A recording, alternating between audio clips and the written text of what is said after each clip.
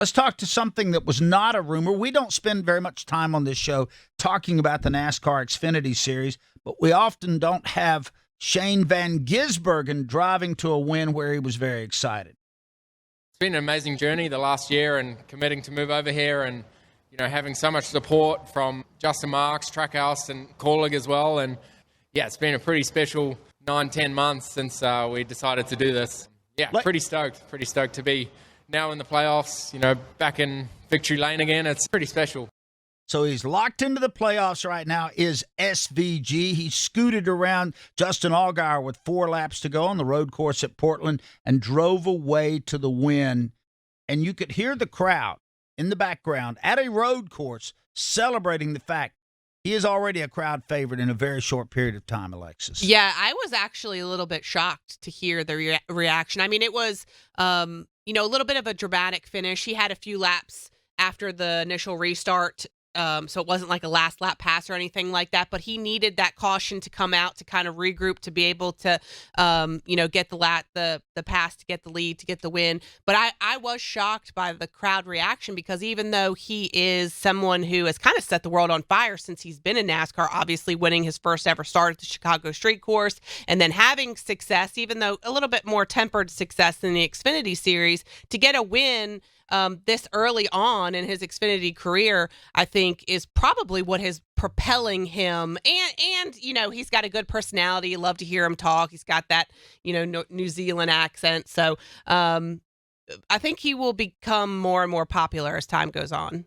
because I think he's going to win more, a lot more. I thought his victory celebration was awesome. Ross Chastain has the watermelon. He had somebody toss him a rugby ball. He autographed it and then punted it into the crowd. Brad, that's winning the crowd over right there. Yeah, that's one heck of a souvenir. Who gets a rugby ball here in the United States? I think that's a pretty cool thing. Look, it was great to watch him get that win, and now he is playoffs bound. And let's not forget, when we get later in the season this year, we had some races move around with Watkins Glen, but you also have the Roval, which you expect him to be successful. More than anything, I'm enjoying watching SVG on the ovals, and if you just sort of keep one eye over at what he's doing, and obviously watching the race and the battle for wins when it comes to that, it has been so much fun to watch him learn how to do what we do on the NASCAR side, whether it's how to manage his race car on these racetracks, to realizing that, hey, this is a full contact sport and these cars can take it. He said a couple of weeks ago,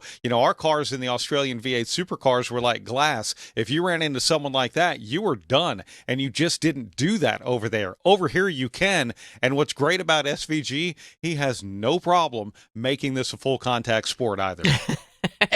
I think, guys, he might have a shot at another Cup win or two. We've got to go back to Chicago. There are other road courses laid out in front of him. Plus, as Brad pointed out on the Xfinity side, I initially said in the briefing we sent out, what's the ceiling for this guy this year? Not long term, Alexis. What's the ceiling for SVG? Well, I think, as Brad mentioned, there's, a few more road courses left on the schedule in the Xfinity Series. I think you have to certainly look at him as being even a favorite kind of at those races. I know we look at AJ Allmendinger in that position too when we're looking at road courses, but he's in the playoffs. I think he can make a bit of a run, as long as things go his way. I don't know if I necessarily see him getting all the way to the Final Four and being that far of a contender in the Xfinity playoffs, at least not this season, but I think he's got a lot of success left to go this year.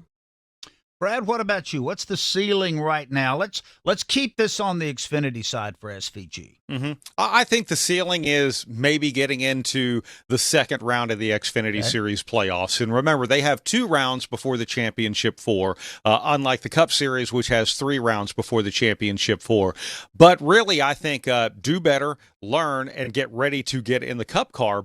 But I think we're going to see SVG contending for top 5 finishes, potentially wins on an oval sometime before the season is out. Is it going to happen week in, week out? I don't know. You have to remember that also SVG's success in the Xfinity Series is also going to be predicated on the success of Kaulig Racing, and they haven't exactly been the same team they have on the Xfinity side that we had seen in years past. I hesitate to say this, but I'll say it anyway because it's never stopped me before. Oh, I think he may be right now on the road courses in the Xfinity Series, I might rank him ahead of AJ Allmendinger. Yeah. And Allmendinger's got a stack of wins, but there just seems to be something going on with AJ right now that I can't readily identify. But when you hear him, he's backpedaling.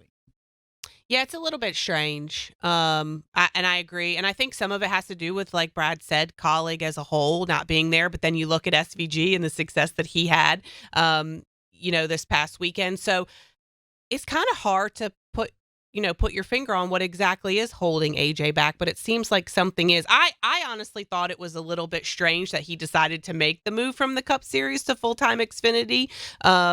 Perhaps it's his family. Perhaps he has his, his interests and everything elsewhere right now. And I don't know. It doesn't seem like he is fully what we are used to seeing him in a colleague car, especially on road courses.